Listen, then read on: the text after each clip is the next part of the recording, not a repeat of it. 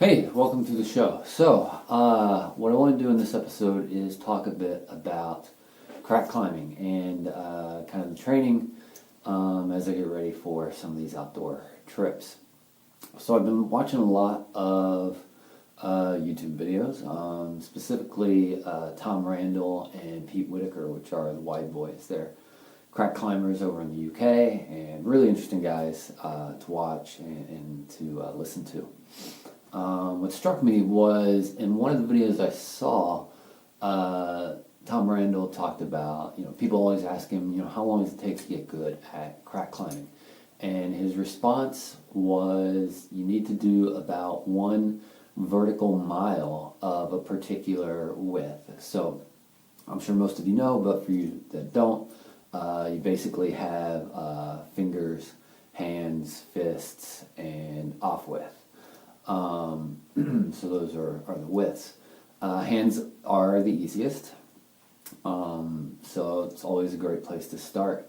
And it turns out that the gym where I go work out, which is Lifetime, has a wall, it's a natural wall, with this great, about 25-foot of climbable hand crack.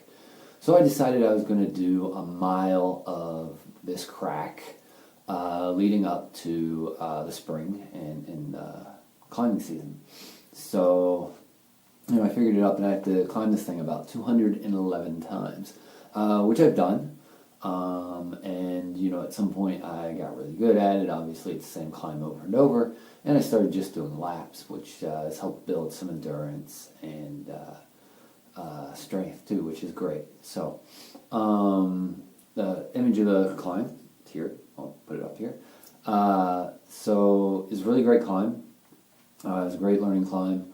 And what I did in doing this, because obviously crack climbing, which requires, the jams, and a lot of people will tape up, I picked up a pair of crack climbing gloves or splitter gloves. And so what I want to do is just kind of a review of a couple of different pairs that I tried, some of the pros and cons, and let you guys decide for yourself what you think. So before that, let's cut to a video of the crack, and you'll see some close-up of the 2 different gloves that I tried out.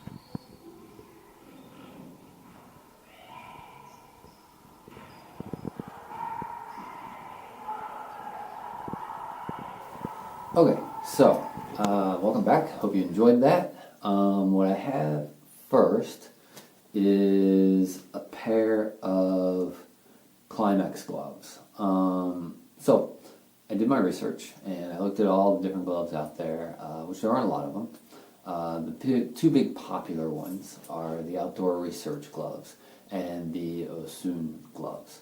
There's also a couple of other alternatives. Green Gear, I think, actually made the first ones. There's Singing Rock. They make a pair. They refer to them as jammies.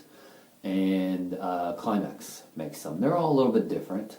The Climax ones are actually a fully rubber glove.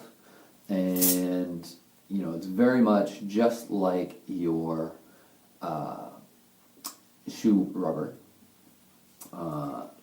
The rubber finger loops go over, and then it velcros around the wrist. So you'll see you've got, everything covering your knuckles down through the back of the wrist, which is actually really nice. So the problem that I have with these are twofold. A lot of people complained online in the reviews that Velcro would come undone. I never had this problem. So I climbed in these things, and I climbed the same crack probably at least 120 times in these gloves.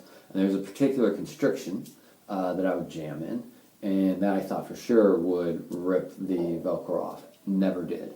The issue that I have is that the rubber finger loops are actually pretty painful.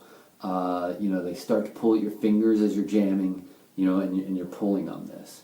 The other thing is that, the back of it tends to move around a little bit. So, it'll get stretched out, it'll get very sweaty in there because it's not a breathable material, and it'll start to kind of slip around a little bit. And I found that the jams were not quite as secure.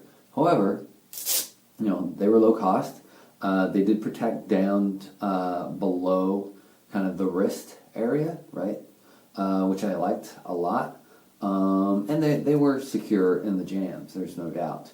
But what I would say is if you want to spend a little more money, which I recommend doing, what I got are the Osun gloves. Now, these are amazing. However, they're not cheap. When I bought them, they were $45, and I think I know some people that have picked up some and they got them on sale, and I think they got them for around $35. So you can find that great deal, and that's fantastic. Otherwise, like I said, there were $45 when I bought them. Now, there's a few things. Let me get this on, and you'll see that I want to talk about with respect to these. So, they Velcro around the wrist, and then this flap comes over. The Velcro goes on there, on the back of the wrist, and the flap goes over. So, none of Velcro is exposed, so the closure can't come undone when you're jamming. Not at all. The finger loops are much more comfortable. They're actually just leather with the holes cut in them. I was concerned about the robustness of them. I thought that might rip there. I thought that it might be uncomfortable. But what I found is that it will stretch and give a little bit over time. The other thing is the back is a rubber. Now, in my mind, although Climax says that, theirs is, climbing rubber, in my mind, this is much more like a climbing rubber. It's more like what you would see on the toe patch of a climbing shoe. So, it really sticks. It's super sticky. You jam it in there, and your hand's not going anywhere. The glove doesn't move around at all. It's a really nice fit. The only issue that I had is, some of my jams, I would jam there and cam a little bit. So, this part in the back of my wrist, depending on the crack, was a little exposed, and I would sometimes get some rubbing back here on the rock. If it's true, parallel-sided crack, you're probably not going to have that problem because you're going to be able to go in there, cam your hand in, and get a nice solid jam. The other issue that I had is, I mentioned that constriction. Now, it was actually a constriction on the right hand, but here I would jam into this constriction, and what happened was I was getting a lot of kind of pressure here. So I climbed, I think it was about 110 times, and what happened was this right here ripped. There's kind of a plastic or nylon reinforcement loop in here that's sewn in to make this strong. In fairness, I did abuse them quite a bit, but it ripped, and so I had to get another pair. Now, I contacted the customer service on Osun's website, and they said, hey, send some pictures, what happened, and I sent them, and they said, hey, send them back, we'll replace them, no questions asked, it wasn't that bad. They're in Canada, though. They're a North American distributor. So it cost me like $10 to send them back, and that's kind of on the slowest method to get them there, which took about 2 weeks. So when they got them, they sent them back to me. It only took a week. So 3 weeks later, I had a new pair of gloves.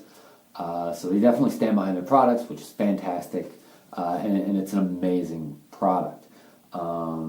I have used it outside, which you'll see in some of the upcoming episodes. And again, they jam on the rock and just stick. It's amazing. So highly recommend these gloves. Also, they have this nice pad in here to protect the knuckles, right? So just a little extra padding, a little extra protection. These are the way to go. I've heard really good things about the Outdoor Research gloves. Really, when it comes to the top two, it's the Osun and the Outdoor Research. The Outdoor Research, from what I understand, are a little more minimalistic, so you're going to have a better feel of the rock, whereas the Osun are a little beefier and a little more protective, right? So if you're climbing on something sharper, then you might want to definitely go with the Osun versus the Outdoor Research.